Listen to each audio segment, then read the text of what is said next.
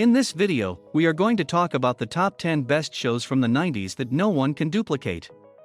So before starting, please like this video and subscribe to this channel for future updates. Number 10. Seventh Heaven. Seventh Heaven follows the Camden family's ups and downs.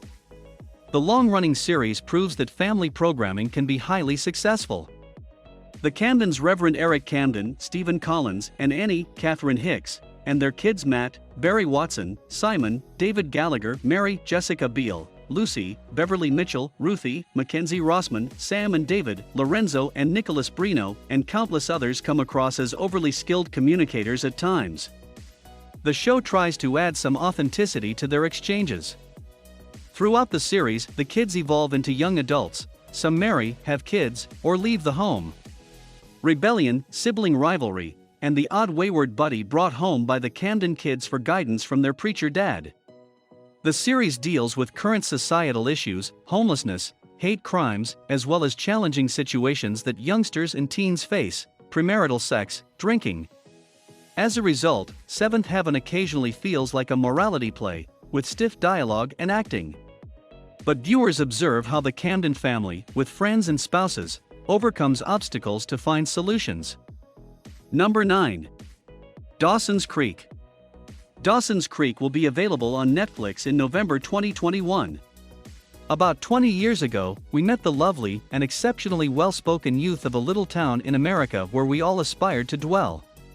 In addition to one of the most famous TV love triangles ever, Dawsons Creek was one of the most successful teen dramas ever, leading the way for many other shows to follow. Whether you were Team Dawson or Team Pacey is still debated. In 2018, the show's creator, Kevin Williamson, spoke with The Hollywood Reporter about the show's 20th anniversary. Number 8. The Fresh Prince of BelAir. This is a story about how the comedy genre became inverted. In the 1990s, the sitcom finally embraced the long-ignored voices of young African Americans. The Fresh Prince of BelAir, on NBC from 1990 to 1996, was a successful example. The comedy, which starred Will Smith as the Fresh Prince, was never shy to examine current concerns. While addressing themes like racial profiling, gun violence, non-nuclear families, and reproductive rights, Fresh Prince never lost sight of its heart in comedy. Number 7. X-Files. Detective shows have virtually always been a hit. The X-Files on Fox was a tremendous change of pace in 1993. The series followed FBI special agents Fox Mulder and Dana Scully as they dealt with the strange, unusual, and uncanny. The series and its movies and ultimate revival milked the will they, won't they relationship between Mulder and Scully until the series ended in 2002. Number 6. Friends. Monica, Joey, and Phoebe. How many series can boast that all main characters can be identified by their first names? Few sitcoms have had as much cultural effect as Friends. Its resurgence on services like Netflix has brought it hundreds, if not millions, of new followers worldwide, and it shows no signs of stopping down. A modern audience may not relate to the hardships these 20-somethings face to find love and success in New York City, but the underlying themes of striving to make it in life are as relevant as ever. The humor is still spot on, and the romances are still worth rooting for. Number 5. Charmed. Charmed picks up in the fictional college town of Hilltown, where sisters Mel, Melanie Diaz, and Maggie Vera, Sarah Jeffrey, had just lost their mother Marisol, Valerie Cruz, under strange circumstances. Things start to become bizarre when the Vera sisters realize they have a secret elder half-sister, Macy Vaughn, Madeline Mantock. Mel gains the ability to freeze time, Maggie gains the ability to read minds, and Macy gains the ability to move objects, all while being pursued by the same demonic forces that killed Marisol. Thankfully, the sisters have an advisor in the form of Harry Greenwood, Rupert Evans, who informs them that, thanks to the power of 3, they must battle together to fend off the demons who never cease attacking humanity. Even original fans who are irritated by the considerable modifications made to their cult favorite witchy TV series will have to acknowledge that its revival has charm. Mel and Maggie in particular, who look like sisters, bicker like sisters, and have each other's backs when the chips are down, when demons with enormous black eyes are breaking through to your dimension, have chemistry and comic chops. To be honest, the original Charmed was a ridiculous show, a Buffy ripoff that never quite reached Buffy's meta-storytelling heights. But it wasn't just good television, it was also satisfying television, a pleasant fantasy about terrible villains who weren't so bad that they couldn't be defeated by a trio of strong women who had to work together to be genuinely powerful. It's a fantasy that's especially appealing in the #MeToo era, and the new Charmed has a lot of appeal for a modern woke audience. As an out and proud lesbian and feminist, Mel does a lot of the heavy lifting here, like when she tells a female partygoer making out on a couch, when it comes to consent, you can change your mind at any time. It's a message that might make viewers applaud, especially when it comes up again at the conclusion, when Maggie defeats a previous boyfriend/stalker demon who tries to coerce her into a deadly kiss by reminding her that she's kissed him before and can't say no now. Wrong. Destroy yourself, devil. This silly little play becomes a potent exercise in wish fulfillment as the sisters join hands and powers and always come out on top. Number 4. Roswell. It's difficult enough for average folks to navigate the social minefield of high school, so imagine the difficulties experienced by a quartet of extraterrestrials attempting to pass as ordinary students in a small New Mexico town. Of course, these four are anything but ordinary. Not only do they have superhuman skills, but they're also regarded as royalty on their home planet and must save their people from a horrific disaster. That's the idea of Roswell, a fascinating teen sci-fi drama that feels like a mix of the XFiles and Beverly Hills 90210 at points.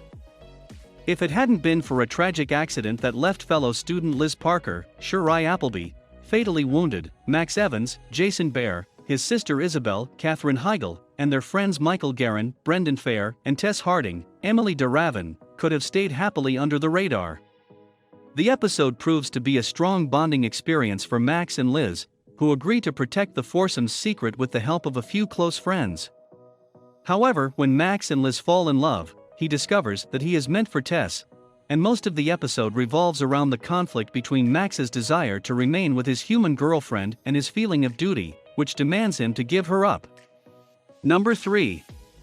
Supernatural.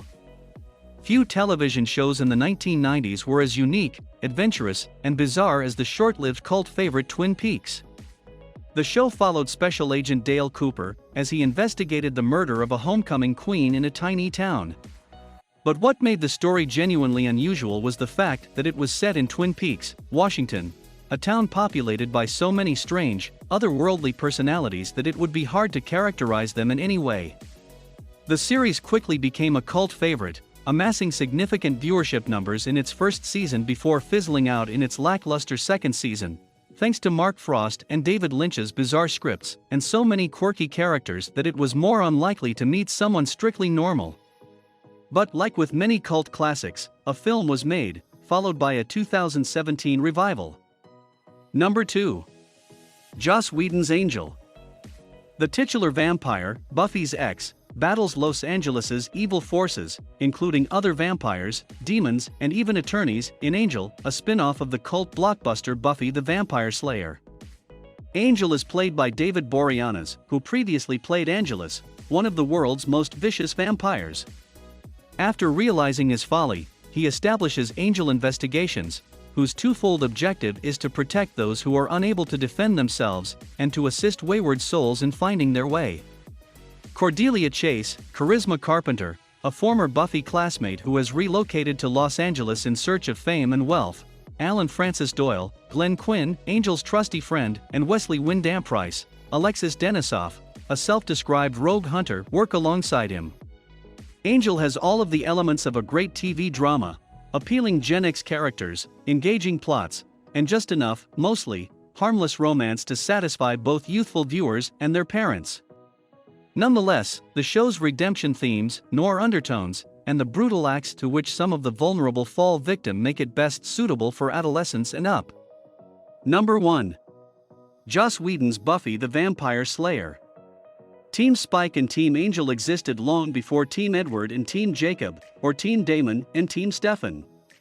And there was Buffy the Vampire Slayer, one of the first teen dramas on television to showcase a truly strong, badass female lead, before the series was briefly relegated to being nothing more than a love triangle. Vampires? Demons? Otherworldly beings of many kinds?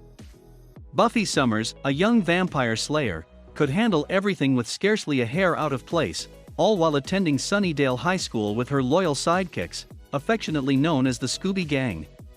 Which is your all-time favorite TV show? Let us know in the comment box below. Please like this video and subscribe to this channel for our future updates. Thank you.